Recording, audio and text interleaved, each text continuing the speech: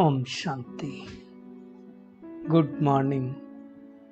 साकार मुरली 28 जुलाई 2023। बाबा का मीठा मीठा पत्र हम मीठे मीठे बच्चों के मीठे मंथन के लिए। मंथन शुरू करने से पहले प्यार के सागर शिव बाबा की प्रेम भरी किरणों के नीचे बैठ जाते हैं और अनुभव करते हैं कि मैं प्रेम स्वरूप आत्मा हूँ, प्रेम के सागर की संतान हूँ। आज की मुरली का हम चिंतन, जो बाबा ने मुरली में शब्द यूज किया है, बहुत फेमस शब्द है, बहुत फेमस श्लोक है, हम कहेंगे जो गीता का श्लोक है। और जब भी महाभारत काल का कुछ आता है, महाभारत सीरियल आता है, तो शुरुआत इस गीता श्लोक से होती है। और वो गीता श्लोक है, यदा यदा हि धर्मस्य ग्लानिर्भवति भारत अभ्युत्थानं धर्मस्य तदाहं तदा आत्मानं सृजाम्यहं परित्राणाय साधूनां विनाशाय च दुष्कृतां धर्म स्थापनाय संभवामि युगे युगे। इसके अर्थ को हम अच्छी तरह से समझेंगे कि जब इस सृष्टि पर, अब आप देखो, जब महाभारत चालू होती है तो उसमें ये श्लोक चालू होता है। अब इसको अगर हम अच्छी तरह से समझें कि जब धर्म की अति ग्लानि होती है तो भगवान इस सृष्टि पर आता है। क्या अभी हमें नहीं लगता वो धर्म की ग्लानि हो रही? जहां पर पापाचार, भ्रष्टाचार, अनाचार, दुराचार, अत्याचार घर घर में, कोने कोने में, देश विदेश में बढ़ जाए, हर आत्मा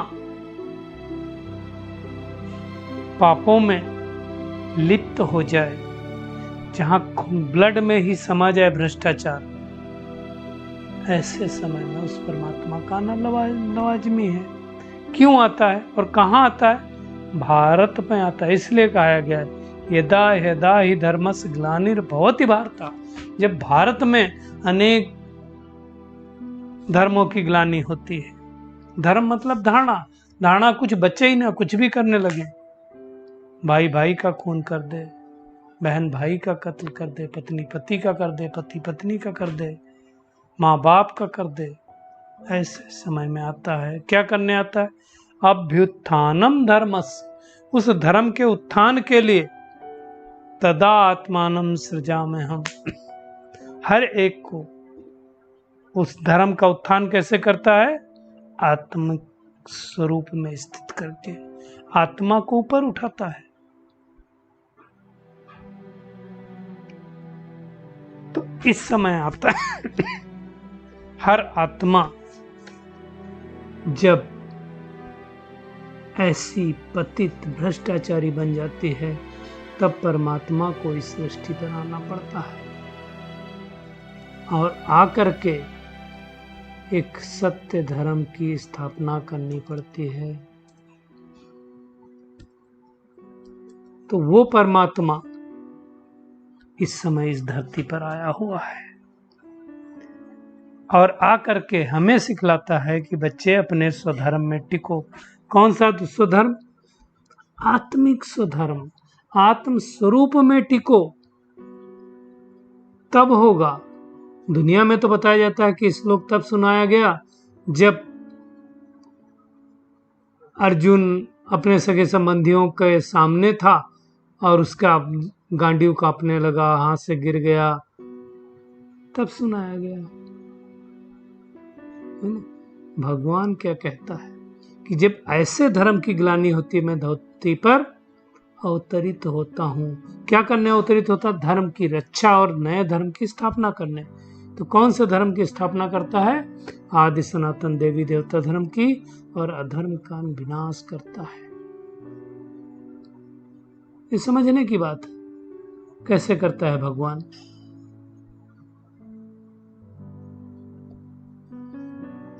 तो वही धर्म ग्लानि का समय चल रहा है, हमें लगना चाहिए। क्या ये वही धर्म ग्लानि का समय नहीं चल रहा है? तो कुछ समझ में आएगा तो ये बातें भगवान को छोड़ करके और कोई समझ नहीं सकता है ना। हर युग में नहीं, युगे युगे नहीं, पुरुषोत्तम संगम युग में जो साधु होते हैं, साधु मतलब साधना करने वाले, उनकी रक्षा करने वाले, धरती से पाप को खत्म करने वाले, पापियों का संहार करने के लिए कहा गया है। पापियों का संहार करना मतलब हर आत्मा के अंदर से पाप को नष्ट करने के लिए परमात्मा इस सृष्टि पर आता है। तो बाबा कहता है कि जब हम इस सृष्टि पर आते हैं तो हम हर एक को सत्य परिचय देते हैं। क्या परिचय देते हैं? कि तुम शरीर नहीं हो, आत्मा हो, ज्योति स्वरूप हो, मैं भी ज्योति स्वरूप हूं। कितनी बड़ी बात है। वो पतित पावन इस सृष्टि पर आया है और आकर के कह रहा है तुम भी अशरीरी बनो, अपने स्वधर्म में टिको। तुम अपने स्वधर्म को भूल गए हो, तो अब स्वधर्म में टिक करके मुझे याद करो। पहले भारत सतयुग था तो गृहस्थ धर्म था, अब नहीं है। लेकिन ये स्वधर्म का रंग चढ़ेगा कब? तो उसके लिए बाबा कहता पहले पहले 7 रोज भट्टी में बिठाओ, यानी 7 दिन का कोर्स कराओ, फॉर्म भराओ, फिर उनको ज्ञान सुनाओ, तब समझ में आएगा। बाबा कहता देवी देवताओं की सब फीलिंग लग रही है, तो जो देवी देवता घराने का होगा वो निकलता जाएगा, है ना। तो इसी समय पुरुषोत्तम संगम युग जो कल्याणकारी युग है, भगवान इस सृष्टि पर आता है और आकर के ये सारी बातें सुनाता है। बाबा कहता है मैं परमधाम से एक ही बार आता हूं। क्या करने आता हूं? भारत को पावन दैवी राज्य बनाने के लिए आता हूं। वर्ल्ड की हिस्ट्री अगर फिर समझाने आता, दुनिया में थोड़ी किसी को पता है स्वर्ग कहाँ, नरक कहाँ, कितने जन्म होते हैं, क्या कुछ नहीं मालूम। तो भगवान ने आकर के समझाया कि ब्रह्मा का दिन आ गया। ज्ञान क्या है? ब्रह्मा का दिन, जो 2500 वर्ष चलता है ज्ञान, है ना। सतयुग में 1 अलमाइटी, 1 अथॉरिटी, 1 रिलीजन, एक धर्म, एक जात, एक राज्य, एक भाषा, एक कुल था। तो वो सतयुगी सृष्टि की भगवान स्थापना कर रहा है। सन्यासी लोग तो घर बार छोड़ करके चले जाते। बाबा कहता तुम्हें कोई घर बार छोड़ने की बात नहीं है, घर गृहस्थ में रह करके ये पुरुषार्थ करो। भारत सोने की चिड़िया था भी क्या है? ये तो कुछ नहीं। सोने के महल बनते थे, उन पे हीरे जवाहरात जड़े जाते थे, अभी तो कुछ भी नहीं है। तो भगवान परम पिता परमात्मा पतितों की महफिल में आया है।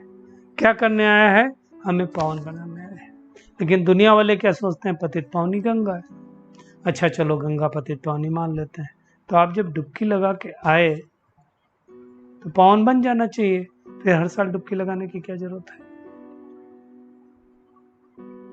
तो कोई भी पावन नहीं, ना कोई गंगा स्नान से पावन बनता है। भारत ही पतित और भारत ही पावन बनता है। तो जब भगवान इस सृष्टि पर आता है तो हमें पाप आत्मा से पुण्य आत्मा बनाता है, और वे पुण्य आत्मा बन जाते हैं तो फिर देव आत्मा बन जाते हैं। तो वो भी भगवान हमको 21 जन्मों का वर्षा देता, कोई 1-2 जन्म की बात नहीं है। कौन सा वर्षा? पवित्रता का, सुख का, शांति का। ये वर्षा लौकिक माँ बाप नहीं दे सकता है। आज दुनिया में पूछो ज्यादातर क्या चाहिए? हेल्थ चाहिए, वेल्थ चाहिए, हैप्पीनेस चाहिए।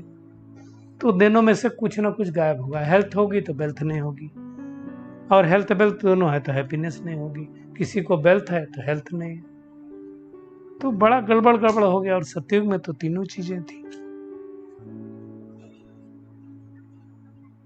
बाबा कहता है मनुष्य सृष्टि का वैरायटी धर्मों का झाड़ है, लेकिन मुख्य था झाड़ धर्म।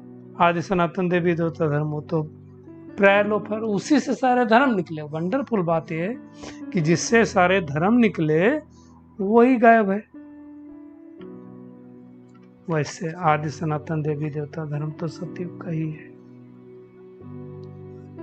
तो बाबा कहता है तो वैसे ही हो गया कि चारों तरफ लगाए फेरे, फिर भी हरदम हम दूर रहे। मतलब भगवान से रूबरू ना हो सके, मिल ना सके। इसलिए कहा जाता है ना, जिस्म और रूह का अजब इत्तेफाक देखा, ताउम्र साथ रहे फिर भी रूबरू न हो सके। हम एक ही साथ रहते हैं, आत्मा भी रहती, शरीर भी है, लेकिन मुलाकात नहीं हो रही। तो भगवान जो बीज रूप है सारी मनुष्य सृष्टि धर्मों का, झाड़ जो है उस धर्म की स्थापना करता है। तो अब हमें आसुरी मत को छोड़ करके ईश्वरीय मत पर चल करके हीरे जैसा बनना है। दुनिया में तो गांधी जी भी तो चाहते थे कि राम राज्य हो, है ना, तो उस राम राज्य की स्थापना भगवान कर रहा है। बाबा कहता है सबको हक है भगवान से वर्षा लेने का, स्त्री हो या पुरुष। यहाँ बाबा कोई शरीर की बात नहीं करता, आत्मा की बात करता है ना। तो भारतवासियों को ही 21 जन्मों का वर्षा मिलता है। बाबा कहता है मैं गाइड बनकर आया हूँ तुम सबको ले जाने के लिए। आए भी हम पहले थे, 5000 वर्ष पहले आए थे। फिर नंबरवार सबके जन्म कम होते जाते हैं। जितने जितने देखिए सतयुग में जो आएंगे उनके जन्म शुरुआत में 84 होंगे, फिर कम होते जाएंगे। त्रेता में आएंगे तो और कम हो जाएंगे 8 जन्म। तो धीरे धीरे ऐसे कम होते जाते हैं। द्वापर में जो और अन्य धर्म वाले उनके और जन्म कम हो जाएंगे।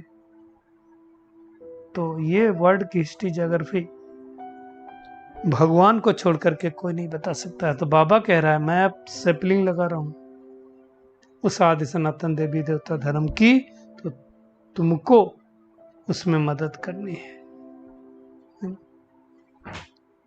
कब आता है भगवान? जब कोई गुण नहीं बचता है, इसलिए गाते हैं मैं निर्गुणहारे में कोई गुण नहीं। तो बाबा आकर के हमें दैवी गुणों वाला बनाता है।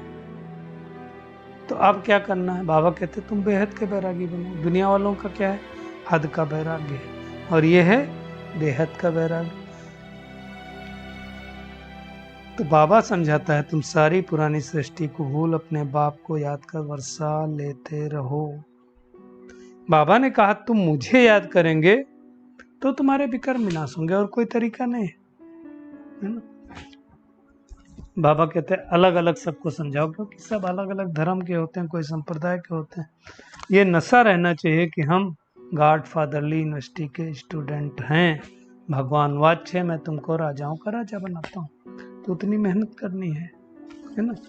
मम्मा ने भी आज बहुत अच्छी अच्छी बातें कही हैं कि देखिए परमात्मा एक है, बाकी मनुष्य आत्मा एक अनेक है।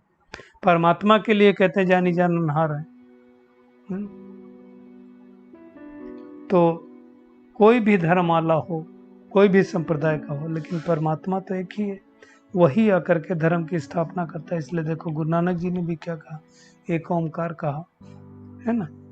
तो वही एक है, अकर्ता है, करता खुद नहीं है, कराता है, इसलिए करण करावनहार कहा जाता है ना? और वो ही कर्म बंधन में नहीं आता है।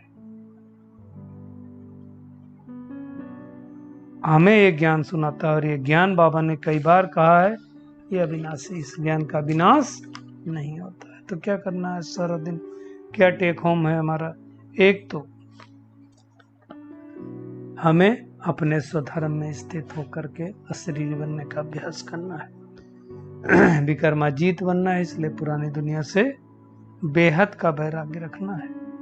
एक बाबा की याद में स्थित रहना है ना। और अनेक आत्माओं को ज्ञान का रंग लगाने के लिए भ्रमरी के मिसल भू करते रहना है। अनेक बाबा कहता है महारोगियों को निरोगी, नास्तिक को आस्तिक बनाना है। आज का बाबा का वरदान है।